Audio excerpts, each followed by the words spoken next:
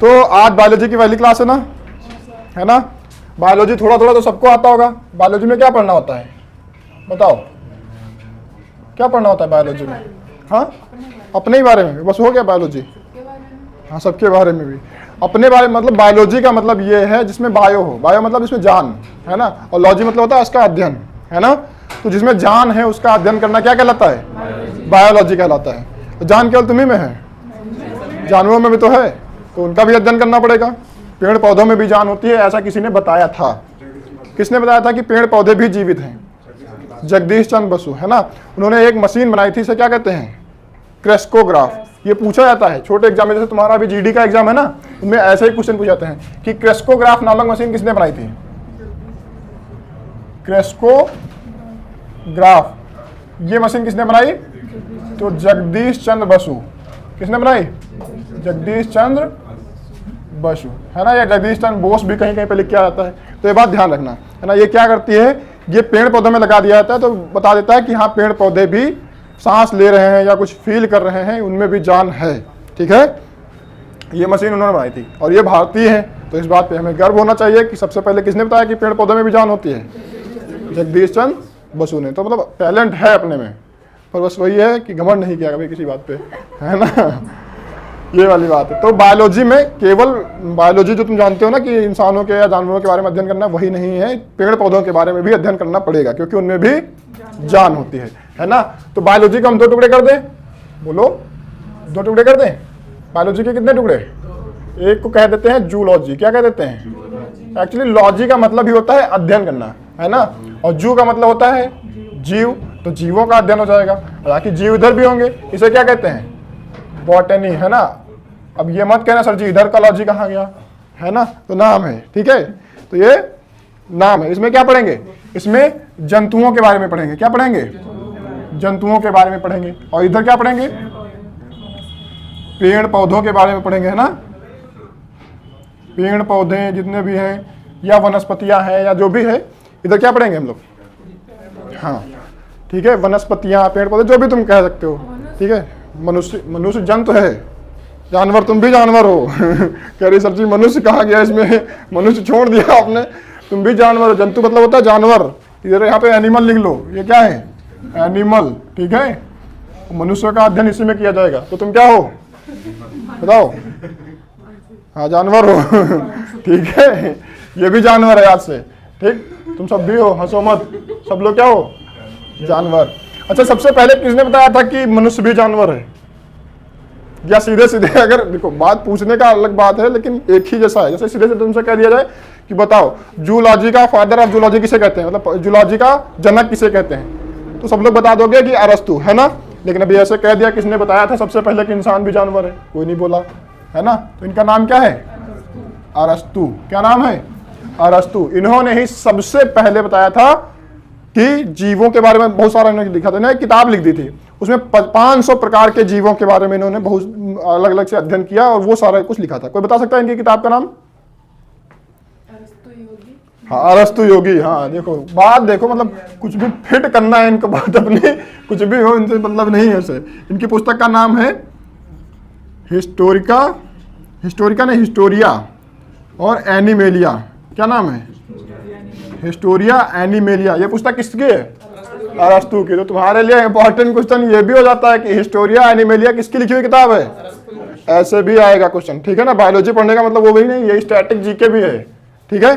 तो static GK भी ध्यान में रखते रहना कि फादर ऑफ जूलॉजी, अच्छा पूछा जाए father of biology,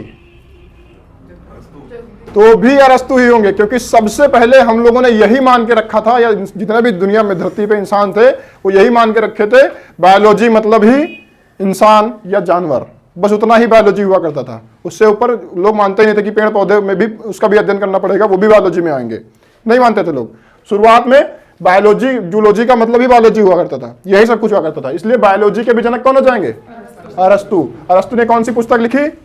Historia animalia, ठीक है ना।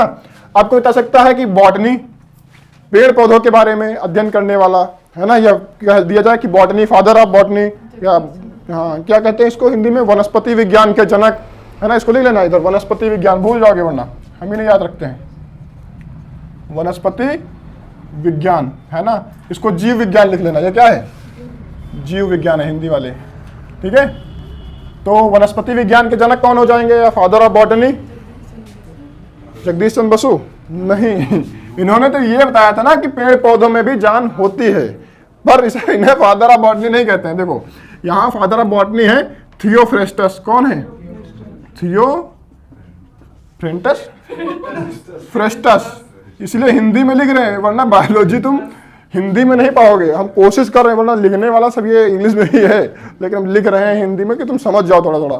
थियोफ्रेस्टस क्या है, फादर ऑफ बॉटनी या वनस्पति विज्ञान के जनक। ऐसे बना बना के लिख रहे, समझ जाओगे ना, ऐसे काम चल जाएगा, मालूम हो जाएगा ये आदमी का ही नाम होगा, इधर भी मालूम हो जाएगा ये आदमी का नाम है। आदमी का नाम कहाँ से आया, इनका नहीं पता चल रहा, ये भी इंसान का ही नाम है, ठीक है। हाँ, इधर लिख देते हैं जनक, ये सही बात है, नहीं तो तुम लोग भूल जाओगे, तुम समझोगे ये एक वनस्पतियों की प्रजाति है, हाँ, थियोफ्रेस्टस। तो ध्यान रखना, ये क्या है, फादर ऑफ बॉटनी है, ठीक है। इनकी भी एक पुस्तक है, उस पुस्तक का नाम कोई बता सकता है? इन्होंने भी एक पुस्तक लिखी जिसमें इन्होंने लगभग 500 प्रकार के अलग अलग प्रकार के वनस्पतियों के बारे में लिखा, कैटेगराइज किया कि ये इस कैटेगरी के पेड़ हैं, वो उस कैटेगरी के पौधे हैं, वनस्पतियां हैं, ये ऐसे इन्होंने डिटेल में लिखा। इसीलिए सबसे पहले डिटेल में इन्होंने लिखा, इसलिए इन्होंने क्या कहते हैं, फादर ऑफ बॉटनी। कौन सी पुस्तक थी, तो इन्हीं से इंस्पायर थे, क्योंकि शुरुआत इन्होंने की थी पढ़ने पढ़ाने की, और इधर इन्होंने उनसे प्रेरित होकर के लिखा, तो कुछ मिलता जुलता नाम ही लिखा। जैसे इन्होंने लिखा हिस्टोरिया एनिमेलिया, इन्होंने क्या लिखा, हिस्टोरिका नहीं, हिस्टोरिया और प्लांटेनियम, क्या लिखा, प्लांटेनियम, ठीक है। हिस्टोरिया प्लांटेनियम किसकी पुस्तक है, हाँ, या हिस्टोरिया प्लांटियम भी लिख के आता कहीं, तो समझ जाओगे, जैसे प्लांट की बात आ जाएगी समझ जाना कि प्लांटों की बात हो रही है या पेड़ पौधों की बात हो रही है। तो हिस्टोरिया प्लांटियम किसकी पुस्तक है, बता सकते हो ना आसानी से, है ना। तो अभी हम लोग क्या करेंगे, एक एक स्टार्ट करेंगे, या तो जूलॉजी स्टार्ट करेंगे या तो फिर बॉटनी स्टार्ट करेंगे, एक स्टार्ट करेंगे कोई कोई, है ना। तो अभी हम सबसे पहले क्या करते हैं, जूलॉजी से स्टार्ट करेंगे, इधर वाले से, है ना। जूलॉजी पढ़ लेंगे, उसके बाद में फिर हम बॉटनी की तरफ भी पढ़ेंगे थोड़ा थोड़ा, है ना। बॉटनी से भी क्वेश्चन आते हैं, ठीक। तो अगर हम लोग जूलॉजी स्टार्ट करें, तो जूलॉजी में सबसे पहले पढ़ेंगे तो क्या पढ़ेंगे, बताओ, उत्पत्ति, कहाँ से इंसान आया, है ना। पहले मुर्गी आई कि अंडा, है ना। ये वाले सवाल नहीं पढ़े जाएंगे, ये पूछे नहीं जाते हैं तुम्हारे, तो इसलिए ये पढ़ेंगे भी नहीं, ठीक है। उत्पत्ति कैसे, वो तुमको हिस्ट्री में पढ़ाते नहीं, कहाँ से इंसान शुरुआत हुई, वहां से पढ़ो। पढ़ाने तो प्राग ऐतिहासिक काल, पूरा पाषाण काल पूरा पढ़ा चुके हैं, अब भी तुमको चाहिए उत्पत्ति यहाँ फिर से पढ़ाए, तो इधर ध्यान दे केवल इस पे, है ना। तो हम लोग पढ़ेंगे, अगर कोई भी देखेंगे जानवरों के बारे में देखेंगे। विज्ञान कहता है कि इंसान भी क्या है, एक जानवर है, तुम लोग भी क्या हो, एक जानवर हो, हमको छोड़ के, हम इंसान हैं, ठीक है। तुम लोग क्या हो, एक जानवर हो, इंसान। अरे इंसान, देखो इंसानों में और जानवरों में इतना ही अंतर है कि इंसानों के पास सोचने समझने की शक्ति है और वो उसका इस्तेमाल कर सकता है। जानवरों के पास दिमाग तो है, पर उनके पास सोचने समझने की शक्ति नहीं है, वो उसका इस्तेमाल सही तरीके से नहीं कर सकते हैं, इसलिए वो जानवर जानवर हैं और हम जानवर होकर के भी इंसान हो जाते हैं, ठीक है ना। बात समझे नहीं समझे, देखो फिलॉसफी की बातें, है ना। बहुत ज्ञान है अपने अंदर, लेकिन कभी घमंड नहीं किया आज तक, ठीक है। इतना छापो, फिर जूलॉजी से स्टार्ट करते हैं, है ना। छापो ये वाला, चलो हम लोग जूलॉजी स्टार्ट करते हैं। क्या स्टार्ट करते हैं, जूलॉजी, इसको बहुत लोग कहते हैं जूलॉजी, क्या है ना। नाम ही ऐसे हैं, इसमें देखना अभी आगे पढ़ोगे तो ऐसे ऐसे नाम आएंगे, कहीं नहीं पाओगे, तुमको यही लगेगा अब जू ले लेगा। जू में सोचते जान, आत्मा, अंतरात्मा, तुम्हारा प्राण ले लेगा, इसीलिए इसका नाम क्या रखा गया है, जूलॉजी, क्या है ना। तो तुम लोग बता सकते हो जूलॉजी के फादर ऑफ जूलॉजी किसे कहते हैं, जूलॉजी के जनक अरस्तु हो जाएंगे, है ना। अब बात करते हैं हम लोग पढ़ना कहाँ से स्टार्ट करेंगे, तो सबसे छोटे से स्टार्ट करते हैं। तभी तो होता है ना, जब भी छत पे चढ़ते हो सबसे छोटे वाले जीने पे सबसे नीचे वाले पायदान पे रखते हो, फिर धीरे धीरे करके ऊपर बढ़ते रहते हो, तो सबसे छोटे से स्टार्ट करेंगे। तो अगर बात करें जूलॉजी में, जूलॉजी में किस चीज का अध्ययन किया जाएगा, जंतुओं का। सीधी बात क्या है, जूलॉजी में किसका अध्ययन किया जाएगा, जंतुओं का। तो हम जंतुओं में भी स्टार्ट करेंगे, तो सबसे छोटे से स्टार्ट करेंगे। तो जंतुओं में अगर कहा जाए सबसे छोटी इकाई क्या है, सबसे छोटी इकाई क्या होगी जंतुओं में, बताओ। हाँ तेज बोलो, धीरे धीरे, क्या है, शर्माना, क्या हमसे क्या शर्माना, हो गया बस। देखो जंतुओं में, हाँ सेल, है ना। सेल, हालांकि सबसे छोटी इकाई सेल नहीं होती है, सेल से भी छोटी बहुत सारी चीजें होती हैं, सेल के अंदर बहुत सारे पार्ट होते हैं, ठीक है। लेकिन अगर कहा जाए अपने आप में पूर्ण हो, जो पूर्ण समझते हो, परफेक्ट, तो वो सेल होता है। सेल अपने आप में पूरी एक शरीर है, ठीक है। बहुत सारे ऐसे भी जीव हैं जिनमें केवल एक ही सेल है और पूरा शरीर है उनका, वो है ना। क्यों? क्योंकि सेल में ही सब कुछ होता है। सेल क्या है? अपने आप में पूर्ण है। सेल तुम लोग समझ रहे हो नहीं समझ रहे हो? कोशिका है ना। सेल मतलब क्या?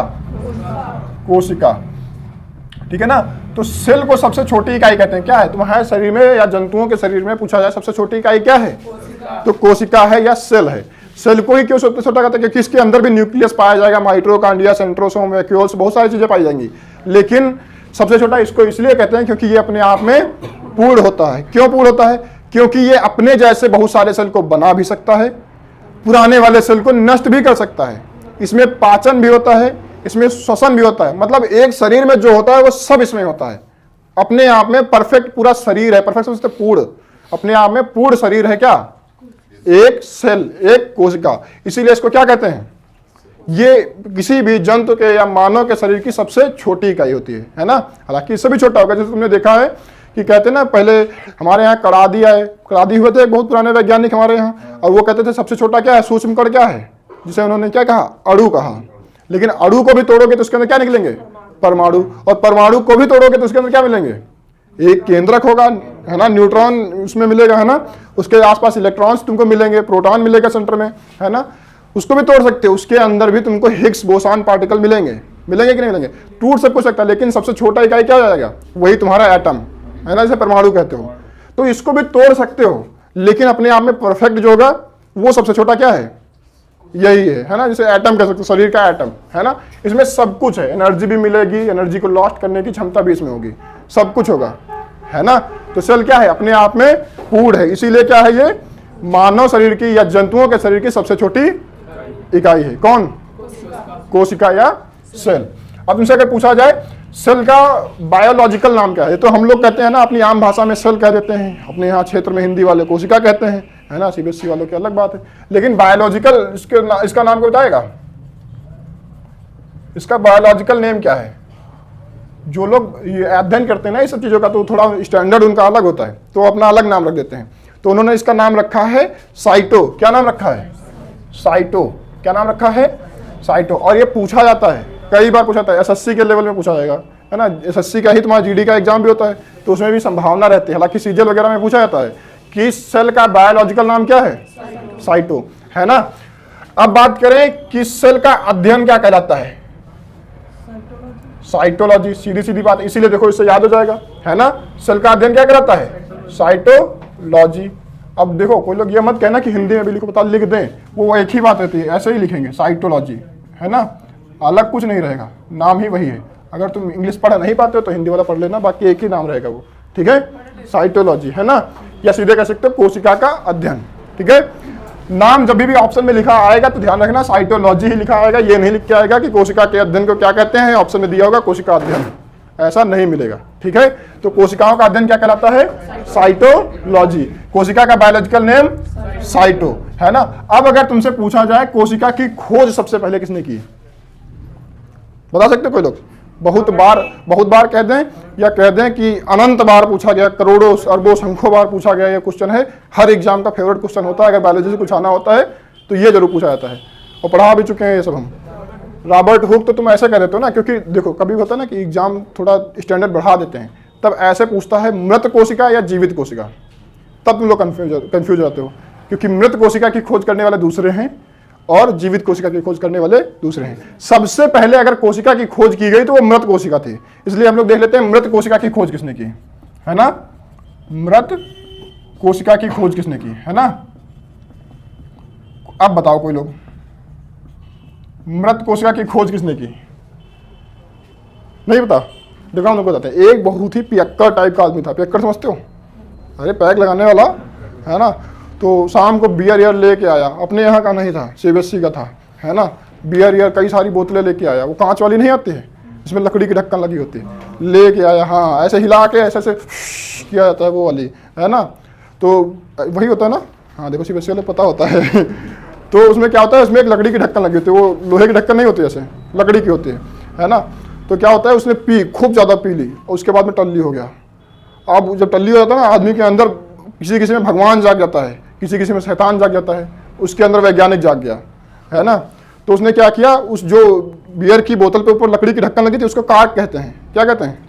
कार्क। देखो तुम लोगों को ये भी बताते हैं हम कि क्या कहते हैं, बियर का होता है ना। तो बियर में 8% अल्कोहल होता है, ठीक है ठीक है। तो बियर के ढक्कन पे जो लगी होती है वो लकड़ी की ढक्कन होती है, तो उसको कार्क कहते हैं। जैसे ये है ना, तो समझ लो ये बियर, हमारा हाथ क्या है, ये बियर की बोतल है और ये ऊपर जो दिख रहा है ये इसकी ढक्कन है, कार्क लगी हुई है। तो उसने कार्क को निकाला, उसको उसने अपने चाकू से बहुत पतला पतला काटा और फिर उसको लाइट की तरफ ऐसे करके देख रहा है। तो उसको जब उसने निकाला तो उसने देखा कि ऐसे गोल गोल ऊपर की परत निकली होगी, तो उसने देखा कि इसमें बहुत सारे ऐसे गोल गोल अलग अलग पार्ट हैं। क्या हैं? ऐसे अलग अलग पार्ट उसको दिखे, ऐसे दिखने लगते नहीं दिखते? कभी तुमने भी ऑब्जर्व किया होगा, अगर इतना बारीक तुमने काम किया होगा, कभी ज़्यादा पी ली होगी तो, है ना तो ऐसे उसको दिखे। तो उसने कहा ये जो ढक्कन है ना, ये किसी एक चीज़ से नहीं, लकड़ी जो है ये ढक्कन की वो एक ही चीज़ से नहीं मिलकर बनी है, बहुत सारे छोटे छोटे पार्ट से अलग अलग मिलकर बनी है। क्योंकि इसका जो हमने बहुत छोटा पार्ट भी निकाला वो भी बहुत सारे छोटे पार्टों से मिलकर के बना है। मतलब क्या है ये जो जितनी भी दुनिया भर में चीज़ें हैं, क्योंकि लकड़ी भी क्या है, पहले जीवित रही होगी, तो उसने कहा जितनी भी जीवित चीज़ें हैं जिनमें जान होती है वो सब क्या है, किसी ना किसी प्रकार के छोटे छोटे चीज़ों से मिलकर के बनी है। और उसका नाम क्या दिया गया? कोशिका। उसी को सेल कहा गया। तो कहा कि ये बहुत सारी अलग अलग प्रकार की कोशिकाओं से मिलकर एक क्या बनता है, बाकी जितने भी जीवित चीज़ें हैं वो बन जाते हैं। ये उसने बताया। बात समझ में आई? इसका नाम था रॉबर्ट हुक। क्या नाम था? Robert Hooke.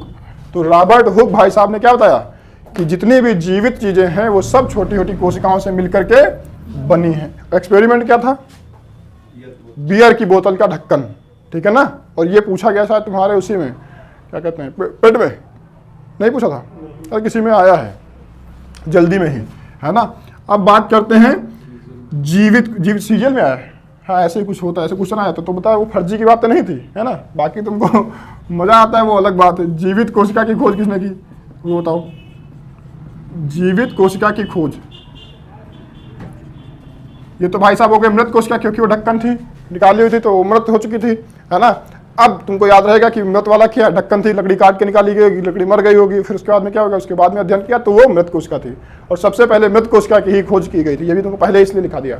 दूसरी बार में जीवित कोशिका की खोज की गई, और जीवित कोशिका की खोज किसने की? इनका नाम था एंटोनी वॉन, बोलो, एंटोनी वॉन ल्यूवेनहॉक, ठीक है। एंटोनी वॉन ल्यूवेनहॉक ने जीवित कोशिका की खोज की। ये बात याद रहेगी। दोनों नाम, मृत कोशिका और जीवित कोशिका, है ना। किसी जिंदा आदमी से निकाला होगा, चाकू मार के एक पीस निकाल लिया होगा, अब इसका अध्ययन करेंगे, है ना। तो ये हो गया। लेकिन ये बात ध्यान रखना, ये अलग अलग बातें हैं, है ना। अब बात आती है कोशिका सिद्धांत। ये तीसरे आदमी ने दिया। मृत कोशिका की खोज पहले आदमी ने, जीवित कोशिका की खोज दूसरे आदमी ने, कोशिका का सिद्धांत तीसरे आदमी ने। तो इसलिए क्वेश्चन कोशिका से ही ज्यादा आते हैं, ध्यान रखना। कोशिका का सिद्धांत या कोशिका सिद्धांत कह सकते हो, है ना। ये किसने दिया बताओ? मैडम क्यूरी ये हम बता चुके पेट एग्जाम से पहले ही। ये दिया था स्लाइडेन। किसने दिया था? स्लाइडेन और स्वान, दो लोग थे। कौन थे? स्लाइडेन और स्वान, दो व्यक्ति थे जिन्होंने क्या दिया? कोशिका का सिद्धांत। क्या बताया कि जितनी भी दुनिया भर में जीवित चीजें हैं वो किसी ना किसी बहुत सारी कोशिकाओं से मिलकर के बनी हैं, और वो सारी कोशिकाएं एक ही प्रकार की हैं। क्या बताया उन्होंने? कोशिका के सिद्धांत में क्या बताया कि सभी जीवित चीजें कोशिकाओं से मिलकर के बनी है। किससे मिलकर के बनी है? कोशिकाओं से मिलकर बनी है, ठीक है।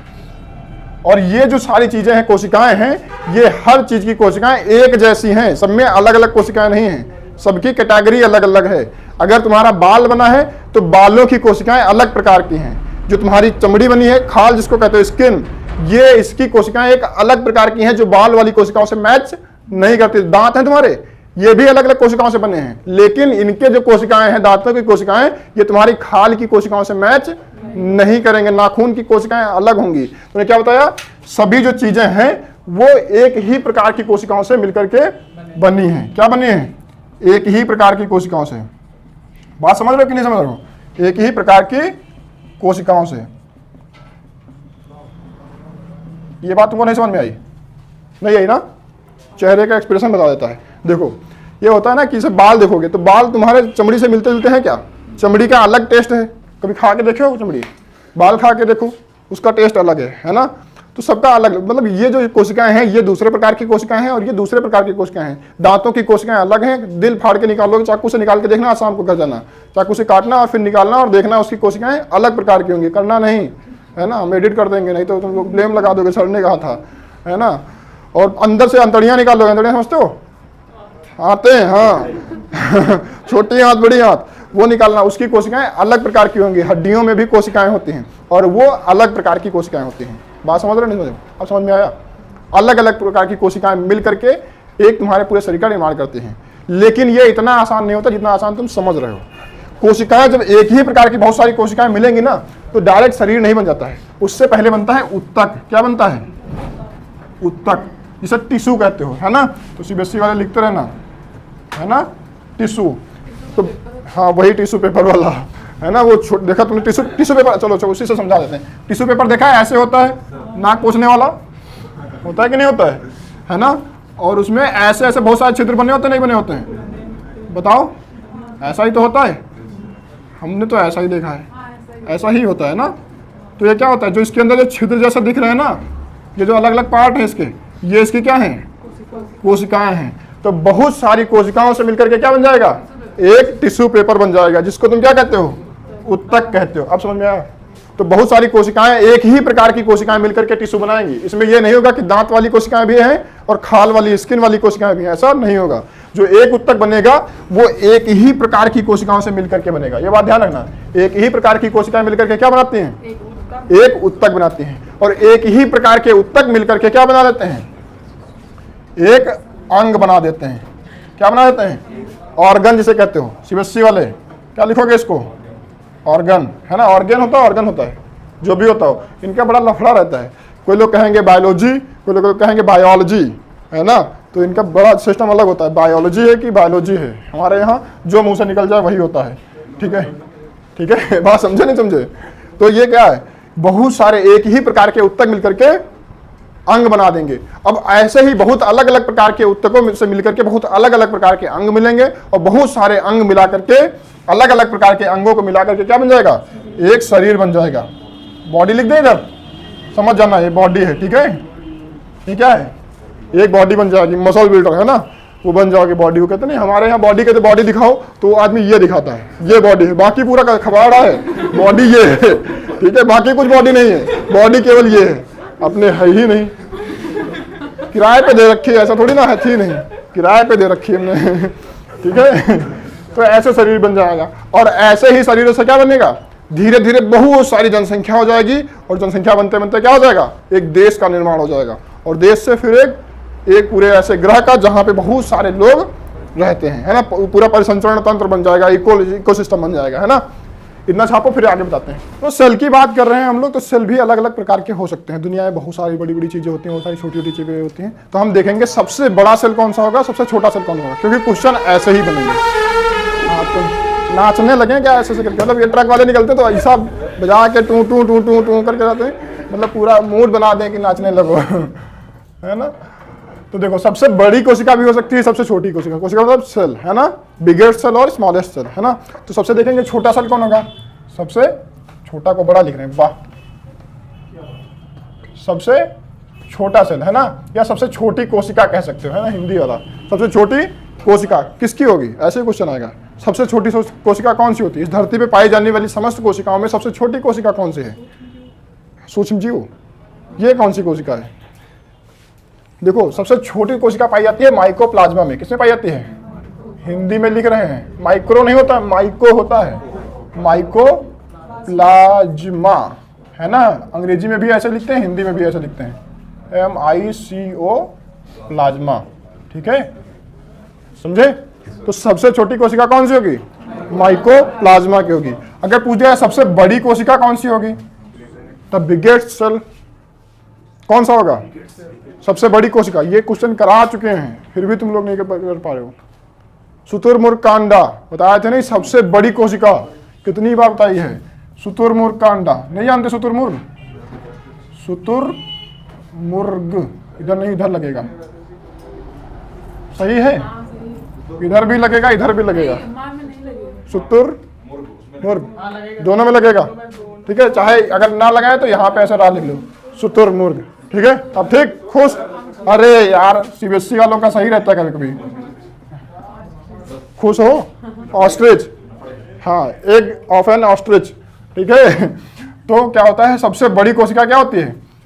ऑस्ट्रिच का अंडा, है ना, इसका क्या होता है? अंडा, शुतुरमुर्ग का अंडा। तो दुनिया में जितने भी सेल पाए जाते हैं उनमें सबसे बड़ा सेल कौन होगा? ऑस्ट्रिच, यानी शुतुरमुर्ग के अंडे में पाया जाएगा सबसे बड़ा सेल, और सबसे छोटा माइकोप्लाज्मा होता है। ठीक है ना, ऐसे मानव में भी होता है। मानव की भी कैटेगरी होती है। मानव की कितनी कैटेगरी? 2। मानव की कितनी कैटेगरी? मानव कितने प्रकार के होते बताओ? एक पुरुष और एक, हाँ, अपने आप को भी मानव मान लो। ठीक है, तुम भी मानव हो। भरोसा नहीं हो रहा, जानवर मान के बैठी थी अभी, शुरुआत से जानवर ही मान के बैठी है। तो क्या हो जाएगा? एक हो जाएगी स्त्री और एक पुरुष, है ना, दोनों क्या? दोनों मानव हैं। ठीक है, हम ही लोग नहीं है, तुम लोग भी हो, मान लेते हैं। ठीक है, माना कि महिलाएं भी मानव हैं। ठीक है, तो मानव भी 2 प्रकार के होंगे, और दोनों ही प्रकार के मानवों में भी अलग अलग प्रकार की कोशिका भी पाई जाएंगी। तो तुमसे पूछा जाएगा सबसे बड़ी कोशिका कौन सी है मानव में, और मानव में पाई जाने वाली सबसे छोटी कोशिका कौन सी है? ये क्वेश्चन आते हैं, है ना। तो मानव की सबसे छोटी कोशिका कौन सी होगी? कोई बता सकता है? और सबसे बड़ी कोशिका कौन सी होगी? एक क्वेश्चन और आता है, सबसे लंबी कोशिका कौन सी होगी? 3 क्वेश्चन। लंबी भी तो होती है ना, बड़ी का मतलब होता है खूब इतना ज्यादा, लंबी का मतलब खूब इतना ज्यादा, है ना, ऐसे। लंबी मतलब ऐसे, बड़ी का मतलब ऐसे, छोटी का मतलब इतू सा। सिंपल सी बात है। तो सबसे छोटी कोशिका कौन सी होगी? किसी भी मानव शरीर में पाई जाने वाली सबसे छोटी कोशिका कौन सी होगी?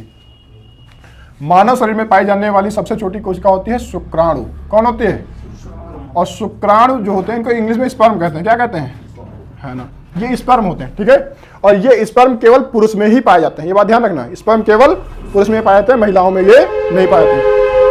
तो सबसे छोटे से छोटा जो सेल होगा वो केवल पुरुष में पाया जाएगा और महिलाओं में नहीं पाया जाएगा। उसका नाम क्या है? शुक्राणु। शुक्राणु इस मानव शरीर में पाया जाने वाला सबसे छोटा सेल है। और अगर पूछा है मानव शरीर में पाया जाने सबसे बड़ा सेल कौन सा होगा, तो वो महिलाओं में पाया जाएगा। उसका नाम होता है अंडाणु। क्या नाम होता है? अंडाणु। अंडाणु को क्या कहते हैं? ओवम। क्या कहते हैं? ओवम, है ना।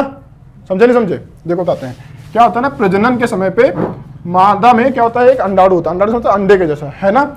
उसमें क्या होता है, ये जो शुक्राणु होता है ये इसके अंदर जाकर के और एक भ्रूण का निर्माण कर देते हैं। बात समझे? ये सिस्टम होता है। अब सोचो इसमें बड़ा कौन होगा?